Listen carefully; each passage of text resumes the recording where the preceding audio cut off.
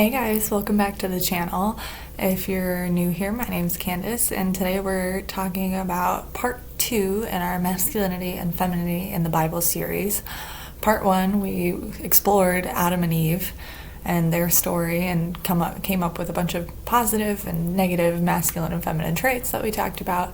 Today we're going to go into Abraham and Sarah's story. Now, Abraham and Sarah in the Bible are talked about from like the end of chapter 11 in Genesis all the way till like chapter 25 when Abraham dies. So we're not going to do all of that in one video because we'd be here for a very long time. We're going to break it up into sections, and today we're going to go through the end of chapter 11 where they're first mentioned up through chapter 12 where they go into Egypt. Before we start, let's go ahead and pray for this video real quick. God, thank you for another day, and thank you for giving us your word and all these stories of all the people who came before us, and for not just giving us, the good things in the stories, but also the bad and the ugly. You give us examples of the good traits and examples of the bad traits and where they went wrong.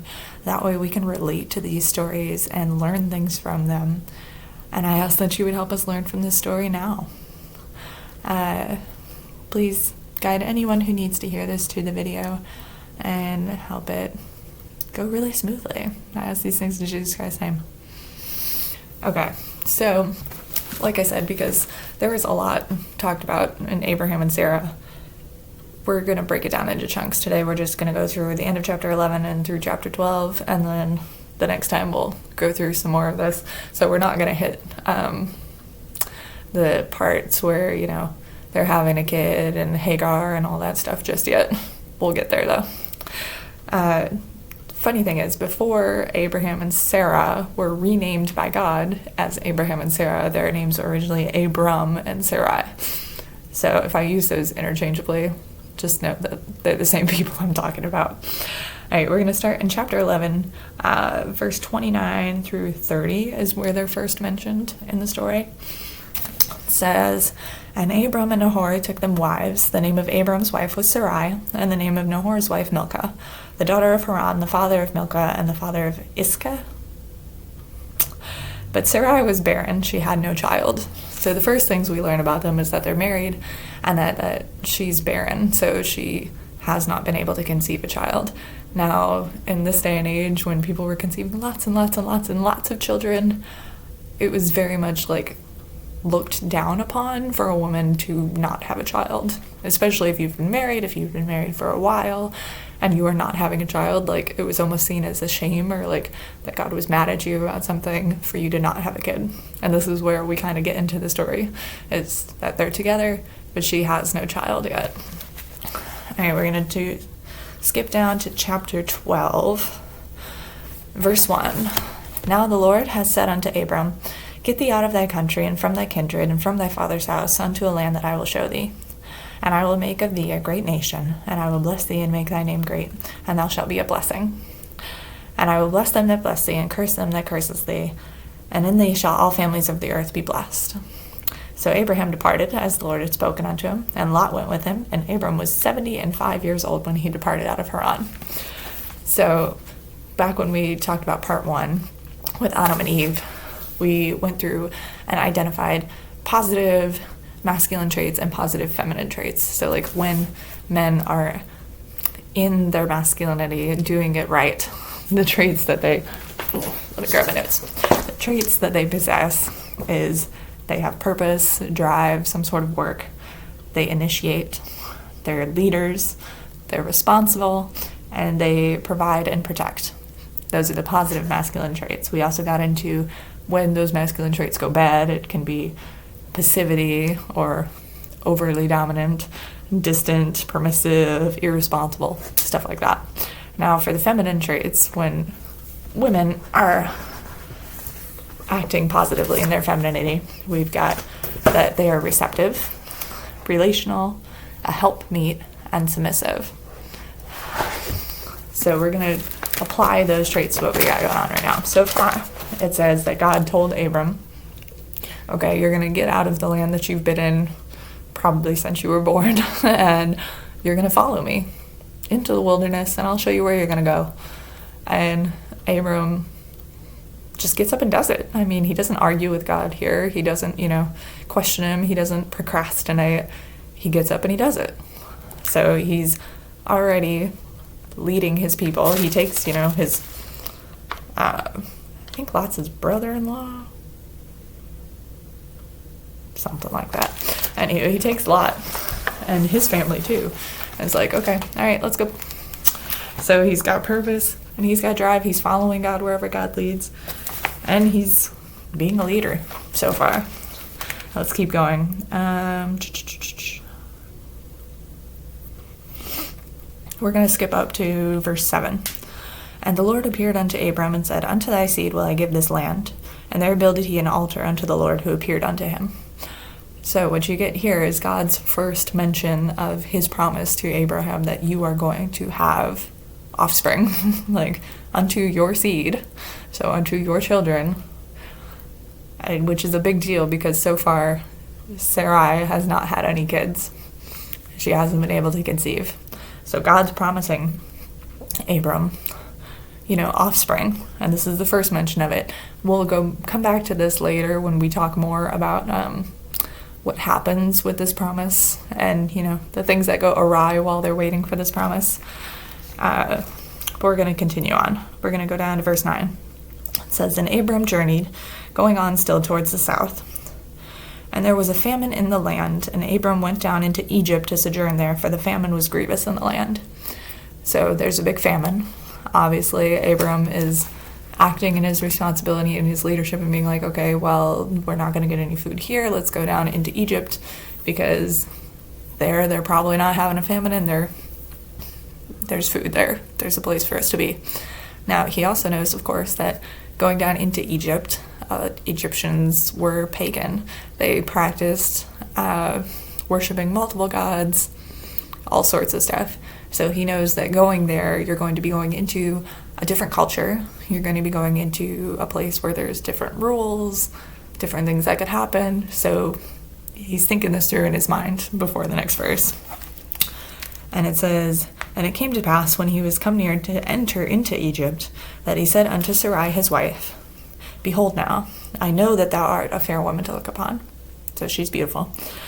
Therefore it shall come to pass, when the Egyptians shall see thee, that they shall say, This is his wife, and they will kill me, but they will save thee alive. Say, I pray thee, thou art my sister, that it may be well with me for thy sake, and my soul shall live because of thee. So he knows his wife is beautiful, and he's 75 when he leaves, so we can assume that she's, probably within a decade of him, I would assume. But so she's a little bit up there in age, not super far up there, but obviously she's beautiful. And he knows that, okay, if we go into Egypt, this is the land that does not fear the same God that we do and does not worship the same God that we do. So they probably would have no problem killing me to get to you because you're beautiful and they're going to want you. So he tells her to say that she's his sister, which technically they are half brother and half sister, but he's telling her to imply that she is single, which of course is a lie, which is, not the best idea because God doesn't like lying. But at this point, this is the solution that he comes up with. So he is trying, I will give him the benefit of the doubt, he is trying to protect her by having her say that she's his sister, so that way he won't die and then she'll be there, in a pagan land all by herself without protection. Now, where were we? And it came to pass that when Abram was come into Egypt, the Egyptians beheld the woman, that she was very fair. The princes also of Pharaoh saw her and commended her before Pharaoh, and the woman was taken into Pharaoh's house. So, the king of the land heard about how beautiful she is, and he's like, okay, she's single, bring her here. Brings her into his palace, okay, which I assume is palace, it's fairly large. He's a king. But this is a pagan king we're talking about, so this man probably had multiple wives, probably had multiple concubines, and who knows if he had a little harem on the side. Okay? And this is the situation that Sarah is being taken into. It doesn't say, that she wanted this. She was just taken into Pharaoh's house, which I can imagine at this point that she's probably freaking out a little bit. I mean, if, like, your husband says, oh, so you're my sister, so now all of a sudden you're being taken into Pharaoh's house against your will to probably become his wife or his concubine, like, she's probably freaking out a little bit. But it's funny because nowhere in here does it say that she went against Abram at this point. Nowhere does it say that she went against him. Nowhere does it say that she argued with him. She didn't disobey him. I mean, she submitted to his plan and trusted him, which is what, femininity, when you're walking in positive feminine traits, that's what you do. And so she submitted to her husband and did what he asked. She told them that, yeah, he's my brother. And so walking into this palace, she's got to have a serious amount of trust, not only in him, but also in God. Because if you're walking into this, you're probably not seeing a way out. You're like, okay, now I'm in Pharaoh's palace. Pharaoh has lots of guards. There are people who are going to keep me here, whether I want to be here or not. I imagine there was lots of anxiety at this point. And it says, now we're down at verse 16 in chapter 12. And he entreated Abram well, that's the Pharaoh, entreated Abram well for her sake. And he had sheep and oxen and he-asses and men-servants and maidservants and she-asses and camels. So, because the Pharaoh was like, oh, well, this is the woman I want and you're her brother, so I'll be nice to you. Gave him, cattle and maidservants and men-servants. I mean, he basically made Abram rich. He gave him substance, gave him wealth. And at this point, I mean, seriously, Abram's probably still able to see, Sarai, his sister, and talk to her and stuff. And I imagine they're both like, okay, how are we going to get out of this? Probably praying to God, talking to him, entreating him, because neither one of them is going to figure out how to get out. And so we get the Lord stepping in here in verse 17. And the Lord plagued Pharaoh and his house with great plagues because of Sarai, Abram's wife. So God steps in. And Pharaoh called Abram and said, what is this that thou hast done unto me? Why didst thou not tell me that she was thy wife? Why saidst thou, she is my sister? So I might have taken her to me to wife. Now therefore, behold thy wife, take her, and go thy way. And Pharaoh commanded his men concerning him, and they sent him away and his wife and all that he had. So obviously Pharaoh was a little pissed about being lied to, because even though they were, in a pagan society, the fact that he's so angry about it, besides the fact that, he's dealing with plagues because he's got a woman in his home who is, married to another man, besides the plagues, there's probably a moral line, let's face it, there's probably a moral line where he's like, I can't take a wife of somebody else, how dare you lie to me? So that way I would do this unknowingly. It's legit why he's pissed. I get it. And I think that's the end of chapter 12. But through this part of their story, you can see how they are both expressing masculinity and femininity in a positive way. So far, Abraham has his purpose and his drive. He's following after God, leading where God tells him to. I mean, he's being a leader because he's got a bunch of people with him, his brother-in-law, his wife, all those people. He's being responsible to a point. I mean, he did tell Sarah to lie, which, probably wasn't the best idea.